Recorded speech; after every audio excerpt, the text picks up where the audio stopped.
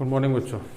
तो आज हम कोऑर्डिनेशन पे बात करने जा रहे हैं। जिस टॉपिक पे वो है सिनर्जिक बॉन्डिंग, जो कि मैंने लास्ट क्लास आपको बताया था कि किस तरह से हम उसको पढ़ेंगे। मैंने कुछ बेसिक बातें बताई थी। तो सिनर्जिक बॉन्डिंग की अगर हम बात कर रहे हैं तो मैंने आपको कल ही बताया था कि इसमें जो लीगेंड्स काम आएंगे वो दरअसल हमारे पास नॉन क्लासिकल लीगेंड्स होंगे। और नॉन क्लासिकल लीगेंड्स की जब मैं बात करूंगा तो उसका मतलब ये होता है कि जब भी मेटल के साथ वो लीगेंड जुड़ते हैं तो वहाँ सिग्मा और पाई दोनों की पॉसिबिलिटी एक साथ आपको दिखती है। तो किस तरह से आखिर सिग्मा और पाई बनेंगे, कब बॉन्डिंग होगी, कैसे इलेक्ट्रॉन ट्रांसफ़र हो रहा from one side to another side, उन सब पे बात हम लोग करें। और उसके लिए सबसे पहले हम लोगों को जो बात करनी है वो bonding in metal carbonyl, bonding in metal carbonyl. तो मेटल जो कार्बोनिल हैं उनके अंदर दरअसल जो बॉन्डिंग है वो इस तरह की सिनर्जिक बॉन्डिंग होगी। मैं जब बात सिनर्जिक की कर रहा हूँ तो सिनर्जी का मतलब ही केवल समझ लीजिए। पहले तो सिनर्जी का लिटरल मीनिंग है कि टू एनर्जाइज करना, किसी भी टर्म को, किसी भी प्रोसेस को एनर्जाइज करना, मतलब एनर्जी ऐड करना, सिनर्जिक बॉन्डिंग है। तो सिनर्जिक बॉन्डिंग की जब बात कर रहे हैं तो इसका मतलब ये है कि जो बॉन्ड है उसको सिनर्जाइज किया जा रहा है, या बॉन्ड है उसको स्ट्रेंथ किया जा रहा है। अब ये कैसे क्या हो रहा है उसके बारे में हम लोग जरूर बात करेंगे। और उसी को समझने के लिए हम लोग सबसे पहले टॉपिक पे जिस पे बात करने जा रहे हैं वो है बॉन्डिंग इन मेटल कार्बोनिल। तो यहाँ पे जो मेटल है और जो कार्बोनिल है इनके बीच का जो बॉन्ड है वो अभी फिलहाल ये कैसा बॉन्ड है वो मैं आपको समझा दूं।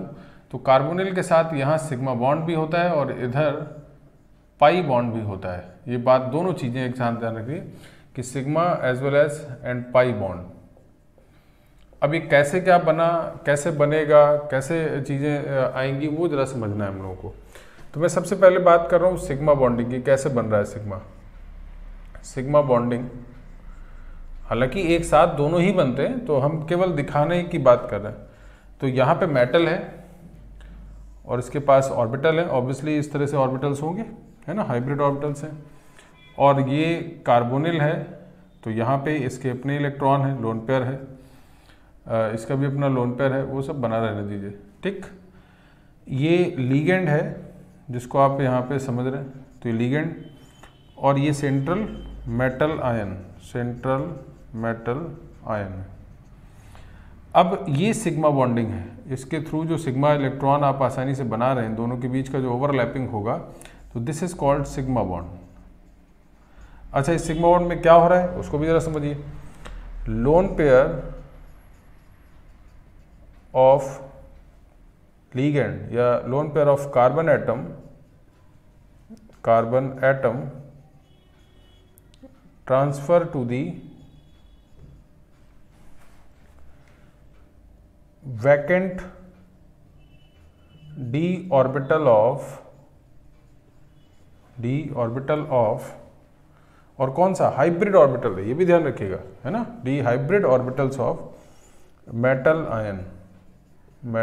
आयन। तो ये बात तो ऐसी हो गई कि यहाँ पर सिग्मा बॉन्डिंग के थ्रू लीगेंड अपना इलेक्ट्रॉन किसको शिफ्ट कर रहा है, मेटल के हाइब्रिड ऑर्बिटल्स में शिफ्ट कर देता है। तो ये बात यहाँ पे समझनी है। तो ये सिग्मा बॉन्ड आपको दिख रहा है और ये हाइब्रिड ऑर्बिटल होगा, हाइब्रिड ऑर्बिटल, जो हम लोग पहले से ही पढ़ते आ रहे हैं कि हाइब्रिड ऑर्बिटल्स हो जाते हैं और उसमें फिर वैकेंट ऑर्बिटल के अंदर इलेक्ट्रॉन ट्रांसफर हो जाता है। तो ये सिंपल सी कहानी लीगेंड की है। लेकिन इसके अलावा जब हम पाई बॉन्डिंग की बात इसमें करेंगे तो ये मैंने पहले भी आपको नॉन क्लासिकल लीगेंड में बताया था। अब क्या होगा, मेटल के पास जो डी ऑर्बिटल्स हैं जो फुल्ली फिल्ड है, ये भी ध्यान रखिएगा, यहाँ लोन पेयर है, ये field D orbital of metal ion है, ठीक है। अच्छा, इसमें आप ऐसे समझ सकते हैं प्लस प्लस फेज और माइनस माइनस फेज, तो वो फेज है, लोन पेयर अलग है। अब जो हम कार्बन की बात कर रहे हैं, कार्बोनिल की बात कर रहे हैं, वहाँ क्या है, वहाँ दरअसल ऐसे लोन पेयर होंगे, वो तो ऑलरेडी बना है। लेकिन साथ ही साथ इसके पास इस तरह से, ये तो सिग्मा बॉन्ड के अलावा ये एंटी बॉन्डिंग मॉलिक्यूलर ऑर्बिटल होगा, एंटी बॉन्डिंग मॉलिक्यूलर ऑर्बिटल, जिसको आप पाई स्टार ABMO लिख सकते हैं। इसको जरा समझ, अच्छा मैंने ऐसे क्यों दिखा दिया, तो ये प्लस ये माइनस। अब जरा समझिएगा, इसके बीच जैसे यहाँ आया इस तरह से पाई बॉन्डिंग इजीली बन गई यहाँ पे, है ना। तो ये पाई, तो इसको हम लोग बोल रहे हैं पाई बैक बॉन्डिंग। ये जरा समझिएगा ध्यान से। यहाँ पे क्या हो रहा है, आप लिख सकते हो loan pair of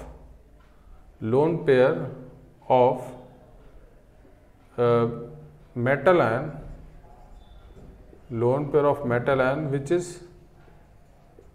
present in d orbital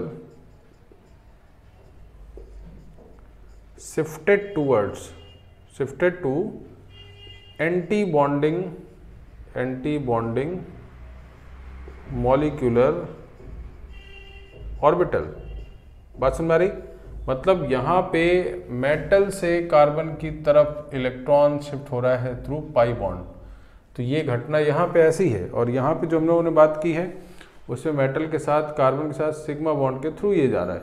तो हालांकि मैंने अलग अलग दिखा दिया है, लेकिन होगा तो ये एक साथ ही, तो मैं एक साथ भी अभी स्ट्रक्चर बनाऊंगा।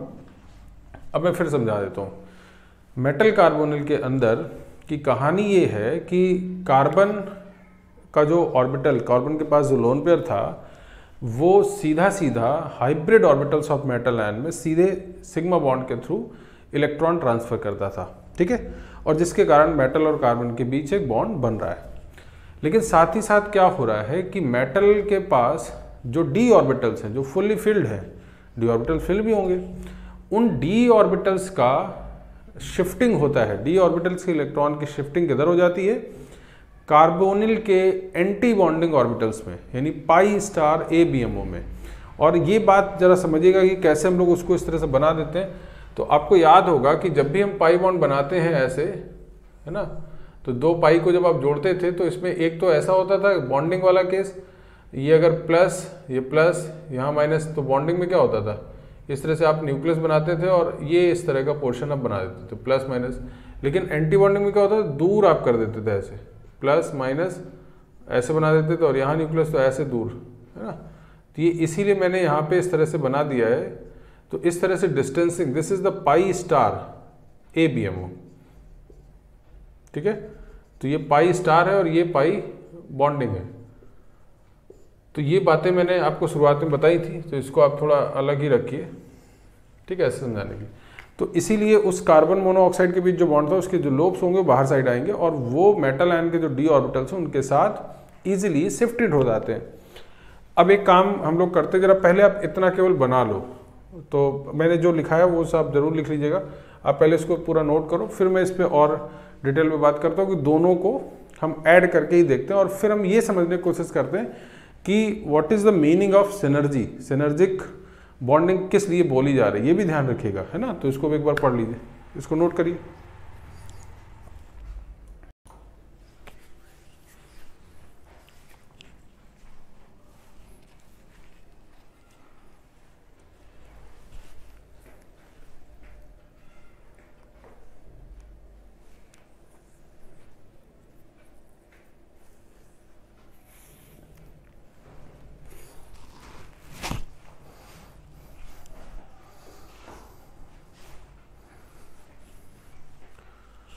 तो ये काफ़ी इम्पॉर्टेंट टॉपिक माना जाता है, और इसको अच्छे से समझिएगा भी, और साफ़ सुथरा बनाइएगा बॉन्डिंग, ताकि आपको समझ में आए कि कहाँ क्या कौन से ऑर्बिटल ओवरलैप कर रहे हैं और कैसे इलेक्ट्रॉन ट्रांसफर हो रहा है from one atom to another atom.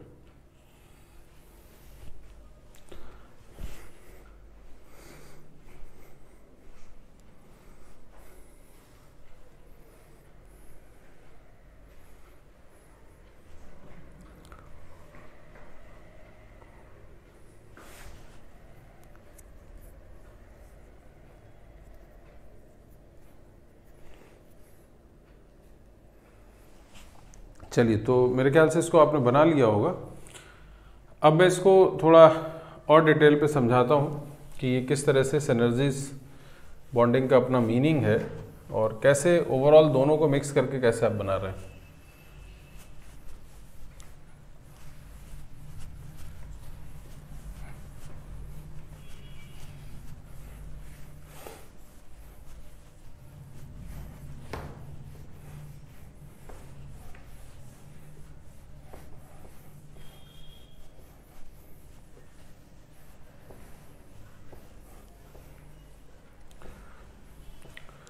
अच्छा, इसको हम लोग यहीं पे समझ लेते हैं, मैं अलग से नहीं बना रहा हूँ। इसी में जो हाइब्रिड ऑर्बिटल्स था और यहाँ पर आपके पास जो लोन पेयर था, यानी वो सिग्मा बॉन्ड भी यहीं पे बना देते हैं आप। ठीक, तो मैंने दोनों चीज़ें समझा दी यहाँ पे कि यहाँ जो इलेक्ट्रॉन है वो लोन पेयर ये ट्रांसफ़र हो रहा है, और अब देखिए ये पूरी तरीके से ये बॉन्ड बना है। अब इसमें खास बातें क्या क्या होंगी और कैसे हम सिनर्जिक का मतलब बता रहे हैं। दरअसल हमें बात तो कार्बन और मेटल के बॉन्ड की ही करनी है, मतलब जो मेन सिग्मा बॉन्ड है। अब सिग्मा बॉन्ड स्ट्रॉन्गर कैसे हो रहा है? मेटल और कार्बन के बीच जितना अच्छे से इलेक्ट्रॉन ट्रांसफर होगा आप उस बॉन्ड को उतना स्ट्रॉन्ग मानेंगे। अब देखिए क्या हो रहा है, हम ये क्यों बोल रहे हैं कि ये जो बॉन्ड है, दरअसल ये जो बैक बॉन्डिंग है वो इस बॉन्ड को सिनर्जाइज कर रही है, यानी इस बॉन्ड को स्ट्रेंथ दे रही है। कैसे दे रही? आप जरा देखिए, ये लोन पेयर यहाँ पहुँच रहा है, इलेक्ट्रॉन्स चार्ज यहाँ ट्रांसफर हो रहा है, और जैसे ही इसके पास कम हो रहा है वो इलेक्ट्रॉन इसको देखो इसके थ्रू मिल रहा है, एंटी बॉन्डिंग ऑर्बिटल की तरफ। तो यानी इस मेटल के जो डी ऑर्बिटल है वो इसको फिर भेज देते हैं, और जैसे इसके पास कम होते हैं तो ये कहाँ से आ रहा है इलेक्ट्रॉन, ये इधर डोनेट कर रहा है। तो ये जितना सपोर्ट करेगा तभी इलेक्ट्रॉन इधर मेटल और कार्बन के बीच ज़्यादा स्ट्रॉन्गर बॉन्ड बनेगा। मैं फिर रिपीट कर दूँ, मेटल और कार्बन के बीच जो सिग्मा बॉन्ड बना है उसको स्ट्रेंथन करने के लिए जो बैक बॉन्डिंग से मेटल के से आए हुए इलेक्ट्रॉन्स कार्बन को फिर चले जाते हैं, और कार्बन पे जितना इजीली इलेक्ट्रॉन होगा, जितना ज़्यादा इलेक्ट्रॉन होगा वो मेटल के साथ उतना अच्छे से कोऑर्डिनेट कर पाएगा। और इसीलिए इस बॉन्ड को हम लोग क्या बोलते हैं? Synergic bonding.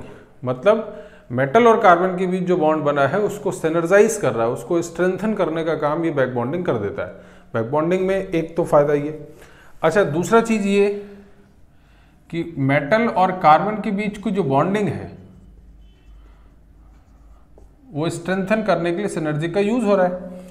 एक और बात समझिएगा, जैसे ही आप कार्बन और मेटल के बीच का बॉन्ड स्ट्रॉन्ग करेंगे, कार्बन और ऑक्सीजन के बीच का बॉन्ड वीक हो जाएगा। इस बात को ध्यान रखना। क्यों? क्योंकि इनके एंटी बॉन्डिंग में इलेक्ट्रॉन जा रहा है ना, तो एंटी बॉन्डिंग मतलब उस बॉन्डिंग को वीक करना। इलेक्ट्रॉन तो पहुंचते हैं और इलेक्ट्रॉन जो पहुंच रहे हैं वो तो इधर सपोर्ट कर देता है। तो जैसे जैसे मेटल और कार्बन के बीच की बॉन्डिंग स्ट्रांग होगी, कार्बन और ऑक्सीजन के बीच का बॉन्डिंग वीक होगा। या आप ऐसे भी बोल सकते हैं कि कार्बन और ऑक्सीजन के बीच का बॉन्ड लेंथ बड़ा हो जाएगा, या बोल सकते हैं बॉन्ड ऑर्डर घट जाएगा। ये सभी बातें यानी आप लिख सकते हो when bond between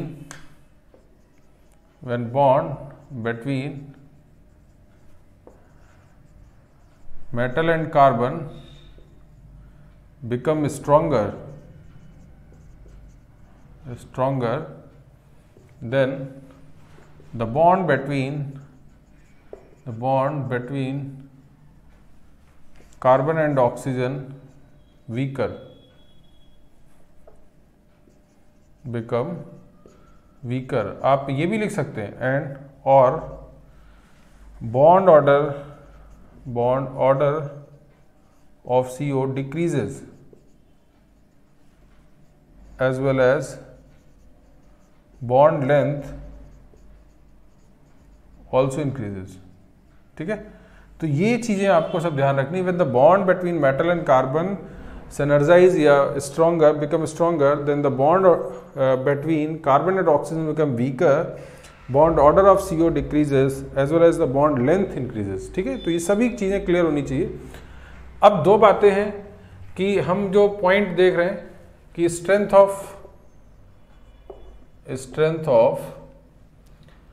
back bonding की अगर हम बात करें, स्ट्रेंथ ऑफ बैक बॉन्डिंग मतलब ये जो मेटल से कार्बन की तरफ इलेक्ट्रॉन पहुंच रहा है उसको कैसे स्ट्रॉन्गर किया जाए। तो वो जितना ज़्यादा होगा उतना बॉन्ड स्ट्रॉन्गर होगा। तो हम उसको दिखा सकते हैं कि negative charge density at metal ion, ये ध्यान रखिएगा। हालांकि मेटल में तो पॉजिटिव होता है, तो हम ये देखें कि जितना ज़्यादा इस मेटल डी ऑर्बिटल के पास इलेक्ट्रॉन ज़्यादा होंगे वो उतना ही इजीली कार्बन को डोनेट करेगा, उतना ही इजीली कार्बन के एंटी बॉन्डिंग में इलेक्ट्रॉन भेजेगा, और जितना यहाँ पे इलेक्ट्रॉन आएगा वो इधर से स्ट्रॉन्ग बनाता जाएगा। साथ ही साथ इस कार्बन ऑक्सीजन के बीच का बॉन्ड बड़ा होता चला जाएगा। ठीक, इसको लेकर जेई ने एक क्वेश्चन पूछा है, मैं इसको समझा देता हूँ। जैसे VCO6-, इसी तरह से MnCO5, या मैं इसको इस तरह लिख रहा हूं CrCO6 और MnCO5 N+1, ऐसे इन तीनों को मैंने दिखा। तो यहाँ एक में मेटल क्या है -1, एक में क्या है 0, एक में क्या है +1। तो आप समझ रहे हैं electron density at metal decreases. तो जो स्ट्रेंथ ऑफ बॉन्ड होगा, सबसे ज्यादा स्ट्रेंथ कहाँ होगा, यहाँ पे, यानी strength of metal carbon bond तो सबसे ज्यादा कहाँ होगा, VCO6- में, फिर उसके बाद CrCO6- 0, और फिर Mn। मैं इसको रफ कर देता हूँ, ये आप लिख लीजिएगा तब, ठीक है।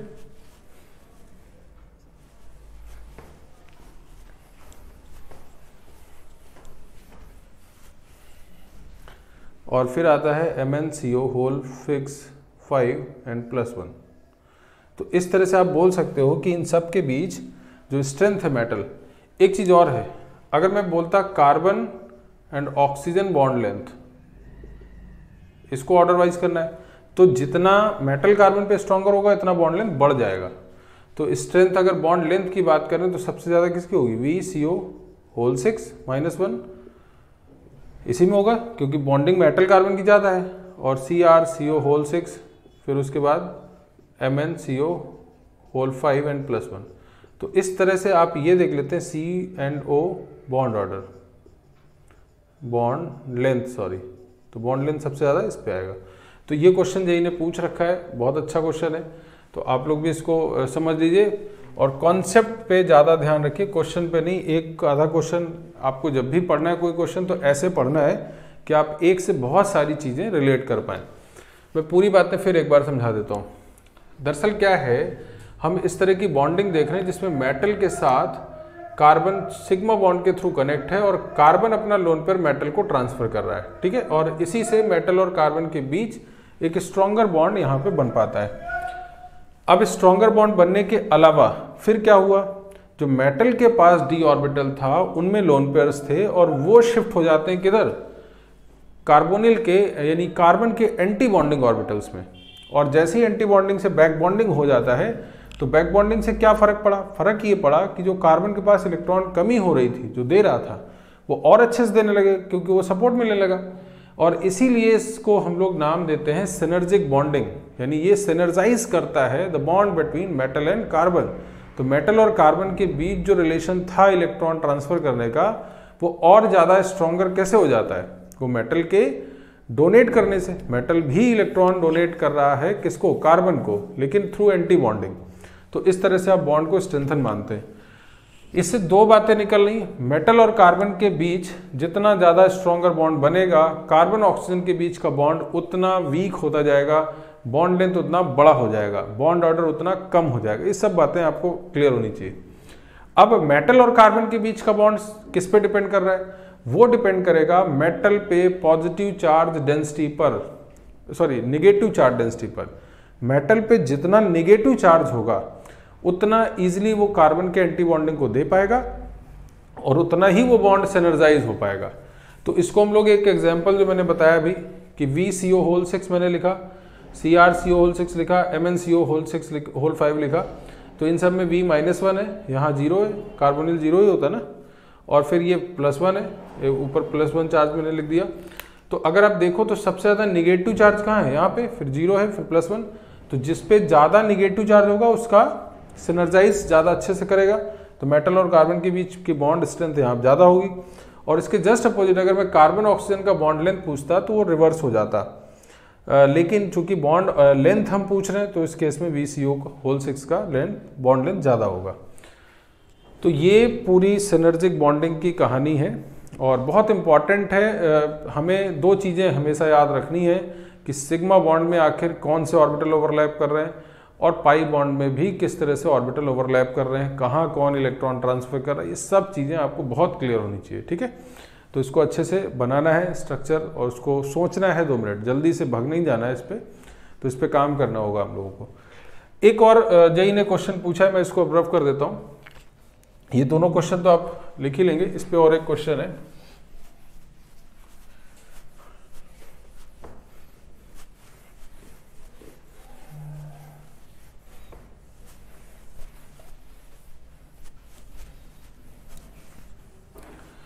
वो क्वेश्चन पहले आया है और बहुत सिंपल है, मतलब क्वेश्चन है तो मैं बस बता देता हूँ। जैसे क्वेश्चन दिया गया कि कार्बोनिल पे bond length of carbon and oxygen is given x, है ना, जब इंडिपेंडेंट है फ्री स्टेट पे, लेकिन व्हेन इट फॉर्म FeCO5, मतलब मेटल कार्बोनिल बन गया, metal carbonyl, then bond length between carbon and oxygen is equal to y। तो आपसे पूछा जा रहा है x और y में क्या रिलेशन होगा, x is greater than y is greater than x is equal to y और नन ऑफ दीज। तो इनमें कैसे आप कर सकते हैं, बहुत सिंपल सी बात है भाई।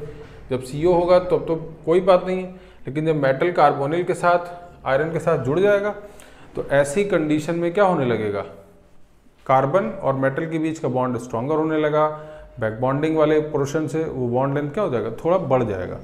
तो आप ये जो ऑप्शन होगा सेकंड, यानी y is slightly greater than x। तो इस तरह का क्वेश्चन भी आ चुका है। हालांकि वहाँ xy ने देकर डेटा दे दिया गया, 1.18 मान लीजिए लिख दिया गया। तो हमें बस इतना सेट करना है कि उस 1.18 से क्या होगा, ज़्यादा होगा, थोड़ा स्लाइटली ज़्यादा होगा बॉन्ड लेंथ। तो इस तरह का क्वेश्चन आया हुआ है। तो ये अच्छे से आपको समझना है सिनर्जिक बॉन्डिंग का मतलब क्या है, कहाँ कहाँ कैसे कैसे यूज हो रहा है, वो बहुत अच्छे से क्लियर होना चाहिए। चलिए इसके बाद मैं एक और बात आगे बढ़ा रहा हूँ, पहले आप इतना नोट कर लीजिए। चलिए, तो आप सबने इसको नोट ही कर लिया होगा, ठीक है। तो अब हम लोग इस पे एक दो बातें और सीखेंगे। जैसे आप CO के बारे में जानते हैं कि ये एक इस तरह का लीगेंड है जहाँ, अच्छा एक चीज़ और ध्यान रखिएगा, जैसे ये जो लीगेंड्स है ना CO, जो कार्बोनिल है, इसको आप पाई एसिड लीगेंड भी बोलते हैं। ये जितने भी इस तरह के लीगेंड है, पाई एसिड लीगेंड, मतलब जहाँ पर पाई बॉन्डिंग की बात हो रही, चाहे वो N2 हो या NO+ होगा या इससे और भी रिलेटेड है, जो इसको हम लोग क्या बोलते हैं, पाई एसिड लीगेंड, ये ध्यान रखिएगा। अच्छा ये करेक्शन कर लीजिए भाई, यहाँ 6 ही है, 5 नहीं ना, आप लोग करेक्ट कर लीजिएगा यहाँ पे, और कहीं लिखा है मैंने ये, ठीक है। तो ये सब नोट हो गया होगा। चलिए अब मैं इसके और आगे बढ़ता हूँ और फिर इस पे और नई बात करते हम लोग। तो सिनर्जिक बॉन्डिंग के कई केसेस हैं, ये हम लोग केवल कुछ जनरल केसेस की बात कर रहे हैं। जैसे हमें पता है कि CO एक पाई एसिड लीगेंड है और CO के लगभग बराबर ही, आप मान के चलें लगभग बराबर होता है, एक और पाई एसिड लीगेंड है PF3, बिकॉज फॉस्फोरस के पास वैकेंट ऑर्बिटल होगा, वैकेंट d ऑर्बिटल होगा, तो उस तरह की बैक बॉन्डिंग कर सकता है। यानी PF3 की अगर हम बात करें तो this is also a pi acid ligand, इसको ध्यान रखना है। और मैं इसको केवल यही नहीं बोलूँगा, आप PPH3 की भी बात कर सकते हो, PCl3 की भी बात कर सकते हैं, PBr3 की भी बात कर सकते हैं। तो ये these are the pi acid ligand because of vacant d orbital, है ना।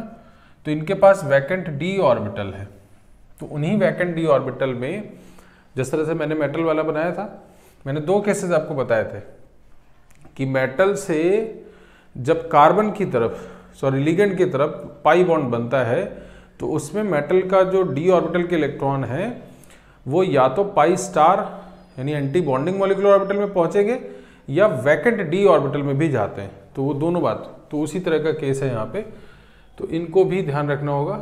अच्छा, इसमें अगर मैं ऑर्डर की बात करूँ तो PF3 ज़्यादा है, PCl3 और फिर PBr3, इस तरह से आप बात कर सकते हैं। तो ये एक ऑर्डर है स्ट्रेंथ ऑफ सिनर्जिक बॉन्डिंग की, स्ट्रेंथ ऑफ सिनर्जिक बॉन्डिंग। तो ये लगभग होता है उसी तरह के। इसी तरह से अगर हम PF3 को रिलेट करें तो PPS3 से ज़्यादा होगा, ये समझ ही रहे क्यों, और फिर PPS3 से वीकर होगा PS3, है ना। तो ये जो मैंने सब बात बताई ये स्ट्रेंथ ऑफ बैक बॉन्डिंग की बात कर सकता है। अच्छा, इस पे एक बेसिक छोटे क्वेश्चन कैसे बनाए जा सकते हैं, जैसे क्वेश्चन ही मैं लिख रहा हूँ। जैसे मान लीजिए हमें ये पता है, क्वेश्चन में ही दिया है, if PF3 is strong pi acid ligand than CO, अगर ये स्ट्रॉन्गर मान दिया जाए। और ऐसे केस में अगर मैं आपसे बोलूं कि NiCO होल 4 एक कॉम्प्लेक्स बना और मैंने एक बना दिया NiCO, ये जस्ट क्वेश्चन है आप ताकि इसको समझ पाए क्या है ये PF3 ऐसे।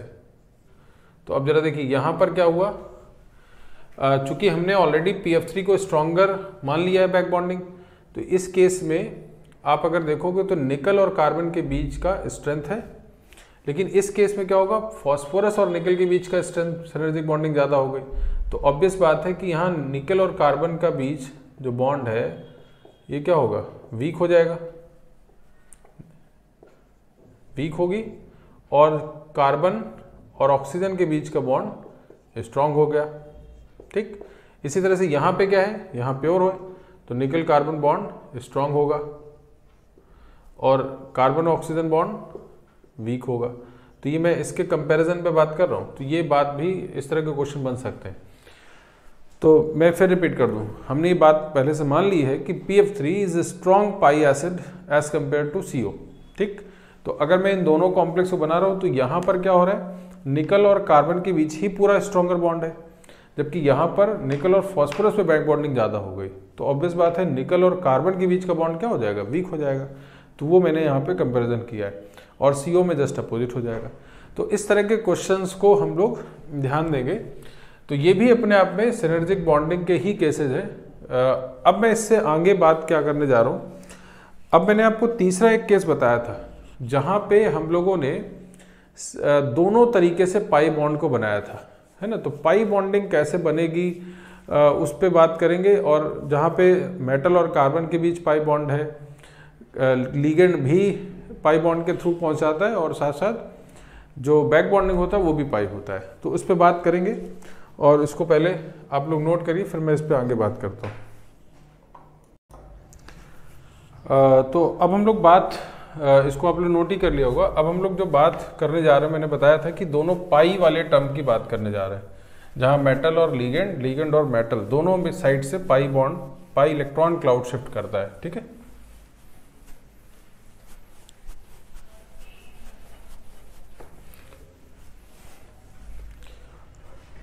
तो इसको समझने से पहले मैं एक जनरल बात समझ लूँ। जैसे किसी मेटल आयन के अंदर एक टर्म होता है हेप्टिसिटी, तो ये है क्या, इसको जरा समझिए। जैसे जितने भी पाई इलेक्ट्रॉन क्लाउड हैं, जैसे आप डबल बॉन्ड की बात कर रहे हो यहाँ पे, तो ये पाई इलेक्ट्रॉन क्लाउड है, और ये pi electron cloud as a ligand इसको शिफ्ट करता है। ठीक, तो दरअसल ये जो पाई इलेक्ट्रॉन क्लाउड था वो दोनों कार्बन का है। तो आप ये बोलते हैं, इसको ईटा से रिप्रेजेंट करते हैं, और इसकी ईटा की वैल्यू क्या होगी, 2। यहाँ पे ईटा का मतलब number of carbon atom involve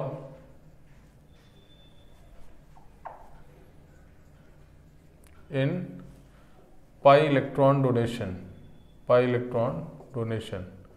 तो आप इसको हेप्टिसिटी के टर्म में बता देते हैं। जैसे मान लीजिए मैं एथलीन, फॉर एग्जांपल एथिलीन लिख रहे हैं हम लोग, तो इसको हम लोग ईटा 2 लिखेंगे। जब भी रिप्रेजेंट होगा तो ऐसे लिखा जाएगा, C2H4 ईटा लिख दिया जाता है। ऐसे ही अगर मैं मान लीजिए CH2 minus CS double bond CH2 की बात करूं, तो आपको पता है इन तीनों में डीलोकलाइजेशन है, तो इसका हेप्टिसिटी कितनी हो जाएगी 3, ठीक है। इसी तरह से मान लीजिए मैं CH2 double bond CH and CS double bond CH2, तो ये सब में कॉन्जुगेशन है, तो आप इसमें क्या दिखाएंगे कि हेप्टिसिटी कितनी हो गई 4, तो इस तरह दिखाते हैं। एक और केस मैं एग्जांपल में लिख दूं, जैसे हम लोग जो साइक्लिक सिस्टम बना रहे हैं बेंजीन, तो बेंजीन में तीनों बॉन्ड, तो हेप्टिसिटी कितनी हो जाएगी 6, तो आप जब भी लिखेंगे तो हेप्टिसिटी C6H6 ऐसे लिखा जाता है, ठीक। इसी तरह से साइक्लोपेंटाडाइनिल एनायन ये है, तो यहाँ रेजोनेंस टोटल कितना होता है 5 कार्बन पे, तो इसको क्या बोलें हेप्टिसिटी C5H5, हेप्टिसिटी 5। तो ये एक जो पोर्शन है जिसको हम लोग हेप्टिसिटी के टर्म में सीखते हैं, वो हम लोग को आना चाहिए। एक जनरल इन्फॉर्मेशन है, बेसिक बातें हैं, तो ये हम लोगों को नोट करना है। और अब हम लोग सीखने क्या जा रहे हैं कि कैसे ये पाई बॉन्ड मेटल में शिफ्ट होता है और कैसे इलेक्ट्रॉन शिफ्ट हो रहे हैं। यानी हम तीसरे केस की बात करें, जो नॉन क्लासिकल लिगेंड हम लोगों ने दूसरा केस, सॉरी नॉन क्लासिकल का जो दूसरा केस पढ़ा था वो। तो पहले आप एक बार जरा ये सब नोट कर लीजिए और फिर मैं इसके आगे की बॉन्डिंग बताता हूँ आपको।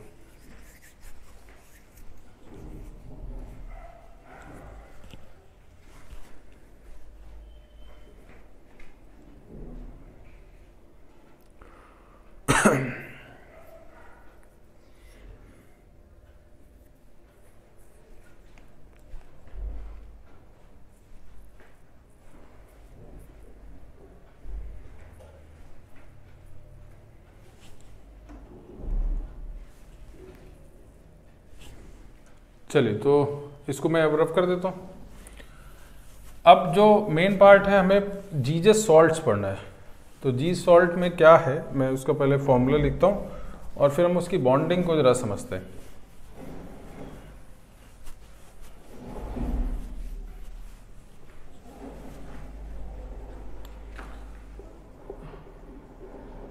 तो जीजस सॉल्ट बोला जाता है इसको। ये है क्या, इसका फॉर्मूला अगर हम बात करें तो KPtCl3 एंड C2H4, और ये इसका स्ट्रक्चर, ये है जीरो सॉल्ट, ठीक है। तो आप यहाँ हेप्टिसिटी 2 लिख सकते हैं, है ना। हेप्टिसिटी इस पर कितना होगा 2, तो आप ऐसा रिप्रेजेंटेशन दिखा सकते हैं। अब अगर मैं इसके ऑक्सीडेशन स्टेट की बात करूँ तो +1 है, +x है, -3 है, यहाँ 0 है, इज इक्वल टू 0 आ गया, तो x - 2 is equal to 0 and that x equal to +2। तो प्लेटिनम +2 पे आयन में है, सेंट्रल मेटल आयन है। और इस तरह से इसके एनायनिक सेगमेंट को अगर आप पढ़ो तो PtCl3 𝜂2 C2H4 ऐसे लिगेंड है और यहाँ -1 है।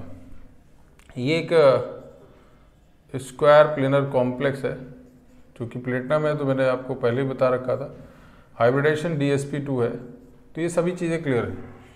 इसकी हम लोग जरा बॉन्डिंग की बात कर लें तो यहाँ पे क्या है, इसको अगर समझा जाए तो प्लेटिनम +2 में Cl-, यहाँ Cl-, ये Cl-, इस तरह से कोऑर्डिनेट कर रहे हैं। तो यहाँ पर तो नॉन क्लासिकल लिगेंड है, सॉरी क्लासिकल लिगेंड है, इनमें तो कोई प्रॉब्लम नहीं, बट एथिलीन का जो मॉलिक्यूल है वो ऐसे इसको पाई डोनेट करता है, पाई इलेक्ट्रॉन क्लाउड। तो इस तरह का स्क्वायर प्लेनर कॉम्प्लेक्स यहाँ पे बना होता है। अब मैं थोड़ा इसको समझाता हूँ कि ये कैसे क्या है, तो हम इसको कैसे रिलेट करेंगे। हालांकि ये अपने आप में, ये जो एथिलीन मॉलिक्यूल है वो नॉन प्लेनर होगा, है ना। H बाहर भी होंगे, अंदर भी होंगे, पूरा प्लेन है, बट आउट ऑफ प्लेन चला जाएगा ये। तो स्पेशली हमें इस बॉन्डिंग के बारे में बात करनी है। ये जो पार्ट है, इस बॉन्डिंग की बात जो हम लोग डॉटेड कर देते हैं एक बार, तो इसमें इस तरह से कैसे बॉन्ड बना है, कैसे इलेक्ट्रॉन ट्रांसफ़र हो रहा है फ्रॉम लीगेंड टू लीगेंड आप बोल सकते हो, या पाई या इलेक्ट्रॉन क्लाउड पाई शिफ्ट हो रहा है यहाँ पर, और इसका साथ साथ बैक बॉन्डिंग कैसे होगा, दोनों चीज़ों को हम लोग समझेंगे। तो आप पहले इसको बना लीजिए, फिर मैं इसके स्ट्रक्चर पे आता हूँ। पहले इसको बना लीजिए इतना पोर्शन।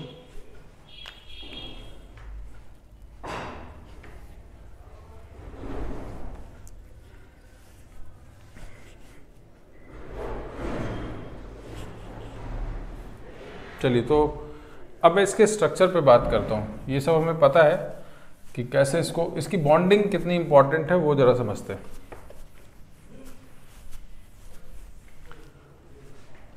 देखिए यहाँ पर जब हम बात कर रहे होंगे प्लेटिनम की, तो प्लेटिनम +2 में ये इसके पास कौन सा है, ये हाइब्रिड d ऑर्बिटल है, हाइब्रिड d ऑर्बिटल है, ठीक है। अच्छा, इसके अलावा अगर मैं बात एथिलीन की करूं तो इसको जरा समझिएगा, ये है क्या।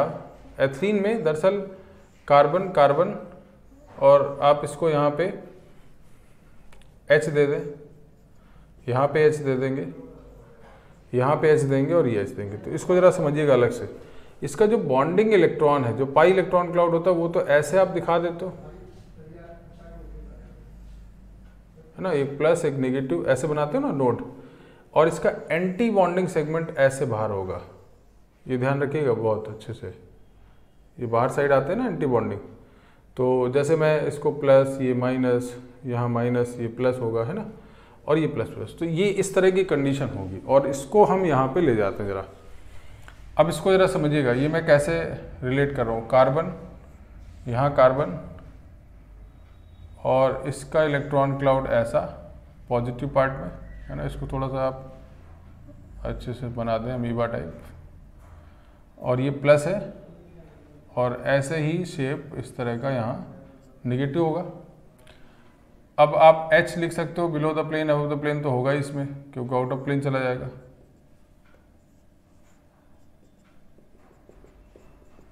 अब जरा समझिएगा इसको मैं यहाँ से हटा देता हूँ। ये है हाइब्रिड d ऑर्बिटल, ठीक है। अब जरा देखिए, यहाँ पर इसके पास बैक बॉन्डिंग वाले भी ऑर्बिटल हैं, ये जरा समझिएगा यहाँ पे ऐसे। तो ये मान लीजिए मैं प्लस, ये माइनस है, यहाँ माइनस, ये प्लस होगा ऐसे, ठीक। ये कहानी इस एथिलीन मॉलिक्यूल की है। अच्छा, यहाँ पर जो मेटल के पास d ऑर्बिटल होंगे, ये तो हाइब्रिड ऑर्बिटल है, क्योंकि इसके अलावा d ऑर्बिटल भी तो हैं ऐसे, ये है, इनमें लोन पेयर है, ये ध्यान रखिएगा। ये d orbital of metal ion, ठीक, बहुत ध्यान समझते जाइए। ये क्या है, हाइब्रिड ऑर्बिटल्स है। तो अब जब ये अप्रोच करेगा तो ये जो आप पार्ट दिखाते हो इसका ओवरलैपिंग का, ये इस तरह से पाई इलेक्ट्रॉन क्लाउड मेटल के जो हाइब्रिड d ऑर्बिटल में उसे शिफ्ट कर गया। लेकिन एक बात ध्यान रखिएगा, चूंकि ये हाइब्रिड है तो पाई इलेक्ट्रॉन क्लाउड तो शिफ्ट हुआ है, बट ये बनाएगा सिग्मा बॉन्ड, क्योंकि इसका ओरिएंटेशन अलोंग दी एक्सिस ही होगा। ये बात ध्यान रखिएगा। अगर आपको काउंटिंग करानी है सिग्मा बॉन्ड की तो सिग्मा बॉन्ड ही लिखेंगे। ये जो बात आप दिखा रहे हैं वो पाई इलेक्ट्रॉन शिफ्ट कर रहा है, बट वो बनाएगा क्या, सिग्मा बॉन्ड, ये ध्यान रखना है। तो आप पहले यहाँ लिख सकते हैं कि pi electron cloud of ethylene C2H4 transfer to the hybrid d orbital of platinum ion and form sigma bond. इस बात को बहुत अच्छे से ध्यान रखिएगा, पाई इलेक्ट्रॉन क्लाउड जरूर शिफ्ट हो रहा है, बट वो बॉन्ड कौन सा बनाएगा, सिग्मा। अच्छा, ये बना सिग्मा बॉन्ड, लेकिन साथ ही साथ देखो यहाँ पे क्या होगा, ये भी तो ऐसे आएगा। तो ये किस तरह से जुड़ गया, ये है एंटी बॉन्डिंग में इलेक्ट्रॉन, और ये पहुंचा रहा है। हम सिमिलरली क्या लिख सकते हैं, similarly electron from d orbital of platinum ion, electron from d orbital of platinum ion transfer to the anti bonding molecular orbital of ethylene। और इससे क्या हुआ, इसी से बॉन्ड सिनर्जाइज कर गया बिटवीन द प्लेटिनम और कार्बन।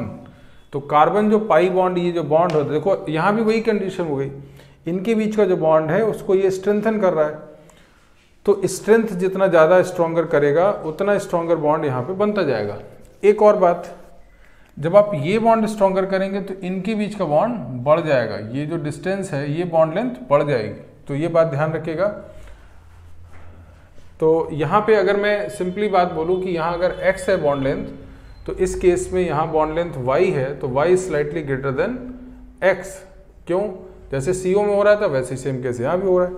तो इन दिस केस मैं फिर पूरी बात यहाँ पे समझा दूँ। यहाँ पे क्या हुआ कि प्लेटिनम का जो हाइब्रिड डी ऑर्बिटल है, प्लेटिनम के पास दरअसल दो टाइप के ऑर्बिटल्स आप दिखा रहे हैं हमेशा से, एक तो हाइब्रिड डी ऑर्बिटल और एक pure D orbital. Hybrid D orbital vacant है जबकि प्योर डी ऑर्बिटल फिल्ड है। ठीक, यहाँ पे हाइब्रिड डी ऑर्बिटल में इसके पाई इलेक्ट्रॉन ने यहाँ पे शिफ्ट कर दिया, तो पाई इलेक्ट्रॉन क्लाउड इसको ट्रांसफर हो रहा है और जिससे कार्बन और प्लेटिनम के बीच का बॉन्ड स्ट्रॉन्गर हो गया। लेकिन ये बॉन्ड स्ट्रॉन्गर तो हो गया, ये सिग्मा बॉन्ड बनेगा, ये ध्यान रखिएगा ओरिएंटेशन के बेसिस पे। इस बॉन्ड को स्ट्रेंथन करने के लिए जो प्लेटिनम का डी ऑर्बिटल था उसने एंटी बॉन्डिंग में इलेक्ट्रॉन डाल दिया। एंटी बॉन्डिंग में इलेक्ट्रॉन डालने से इसको और इलेक्ट्रॉन मिला और वो फिर इसको स्ट्रेंथन कर देगा, मतलब सिनर्जाइज कर देगा। तो this is also one of the example of synergic bond. और फिर जैसे ही इसको हुआ तो ये कार्बन कार्बन का बॉन्ड लेंथ क्या हो जाएगा, बढ़ जाएगा। तो ये बातें आपको यहाँ पे ध्यान रखनी। तो ये भी उसी तरह का एक एग्जाम्पल है जो हम लोगों ने कार्बोनिल में पढ़ा था। कार्बोनिल की तरह इसको भी डील कर सकते हैं और बहुत इंपॉर्टेंट है कि कैसे हम इसको समझें, कि कैसे रिलेट हो सकता है। एक और पॉइंट आप समझिएगा, जैसे मान लीजिए यहाँ जो मैंने हाइड्रोजन जोड़ रखे, अब मान लीजिए इसमें से हाइड्रोजन ना जोड़े जाएं और कोई इलेक्ट्रॉन विड्रॉइंग ग्रुप लगा दिए जाएं, है ना, जैसे F fluorine. In case of hydrogen अगर मैं फ्लोरीन ऐड कर देता तो फ्लोरीन क्या करता, इलेक्ट्रॉन विड्रॉ करता अपनी तरफ बिकॉज ऑफ इलेक्ट्रोनेगेटिविटी। तो यहाँ पे प्लस चार्ज और ज़्यादा बन जाता, प्लस माइनस चार्ज और बनता, और जितना ज़्यादा इस तरह के पार्ट में आप इन्वॉल्व करेंगे बैक बॉन्डिंग उतनी ज़्यादा स्ट्रॉन्गर होती जाएगी, है ना। तो ये एक और केस आपके सामने आ सकता है कि जितना ज़्यादा आप हाइड्रोजन को रिप्लेस करके इलेक्ट्रोनेगेटिव ग्रुप लाएंगे उतना ज़्यादा और बॉन्डिंग स्ट्रॉन्गर होगी। तो ये सब पे आपको अभी ज़्यादा काम नहीं करना है। तो हम लोगों को इतना जो पोर्शन है, कैसे कैसे कौन सा बॉन्ड है, कहाँ स्ट्रॉन्गर हुआ है, इन सब पे बात एक बार अच्छे से समझ लिया जाए। तो अगेन अब हम लोग लगभग सिनर्जिक बॉन्डिंग के एंड पोर्शन में हैं और ये सब बातें आप जान गए। मेटल कार्बोनिल और मेटल जीजस सॉल्ट्स में कैसे आप रिलेट करेंगे। तो हम लोगों ने बेसिकली पढ़ा क्या, जो नॉन क्लासिकल लिगेंड के दो केस थे, जिसमें हम लोग एक ऐसा केस पढ़ते थे कि मेटल से लिगेंड में सिग्मा और पाई दोनों है और एक में दोनों पाई इलेक्ट्रॉन शिफ्ट होते हैं। तो ये सब बातें आपको यहाँ पे समझ में आ गई कि कैसे ऐसा होता है और उसमें क्या क्या चीज़ें हो सकती। तो इनको अच्छे से आप पढ़ लीजिएगा। और आज के लिए फ़िलहाल हम लोग इसको यहीं पे एंड करते हैं। हमारा अगला और एंड टॉपिक, सबसे लास्ट वाला टॉपिक होगा जिसमें हम लोग आइसोमेरिज्म की स्टार्टिंग करेंगे in case of coordination compound. Important है, इससे पहले ये जितने भी टॉपिक हैं इनको बहुत अच्छे से पढ़िएगा। आज का टॉपिक प्योरली एडवांस का टॉपिक है, मेंस पे क्वेश्चन नहीं आता इस पर, और मेन एडवांस में भी एक अच्छे लेवल की जब बात होगी तभी इस तरह के क्वेश्चन मिलेंगे, आपको इस पर प्रैक्टिस करना है। इसके अलावा बहुत सारे एग्जाम्स हैं डिफरेंट टाइप के, उन सभी में इस तरह के कोऑर्डिनेशन का अपना यूज़ बहुत ज़्यादा है। तो इसको अच्छे से पढ़ लेना है, समझना है कि कहाँ कहाँ है, और फॉस्टर से बुकलेट से आपके सभी क्वेश्चन कंप्लीट हो जाने चाहिए। आइसोमेरिज्म वाला पोर्शन हम लोग नेक्स्ट क्लास में डिस्कस करेंगे, ठीक है। तो मिलते हैं नेक्स्ट क्लास में, बाय बाय।